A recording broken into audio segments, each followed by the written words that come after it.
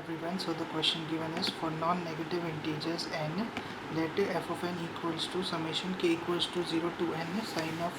k plus 1 divided by x plus 2 into pi into sin of k plus 2 divided by n plus 2 into pi divided by summation k equals to 0 to n sin square k plus 1 divided by n plus 2 into pi. Assuming cos minus 1x takes values in 0 to pi, which of the following options is the solution is f of n equals to summation k equals to 0 to n sin of k plus 1 divided by n plus 2 into pi into sin of k plus 2 divided by n plus 2 into pi divided by summation k equals to 0 to n 2 sin square k plus 1 divided by n plus 2 into pi. When we solve we will get a summation k equals to 0 to n cos of pi divided by n plus 2 minus cos of 2k plus 3 divided by n plus 2 into pi divided by summation k equals to 0 to n 2 sin square k plus 1 divided by n plus 2 into pi, which is equals to n plus 1 into cos of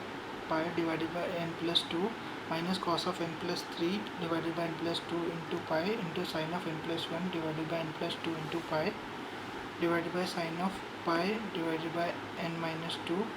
the whole divided by n plus 1 minus cos of pi into sin of n plus 1 divided by n plus 2 into pi divided by sin of pi divided by n plus 2. When we solve this we will get n plus 1 into cos of pi plus pi divided by n plus 2 plus cos of n plus 3 divided by n plus 2 into pi divided by n plus 1 plus 1, which is equals to cos of pi divided by n plus 2. Option is A. Alpha equals to tan of cos inverse f of 6, which is equals to tan cos inverse cos pi by 8, which is equals to tan pi by 8. Alpha square plus 2 alpha minus 1 is equals to tan square pi by 8 plus 2 tan pi by 8 minus 1.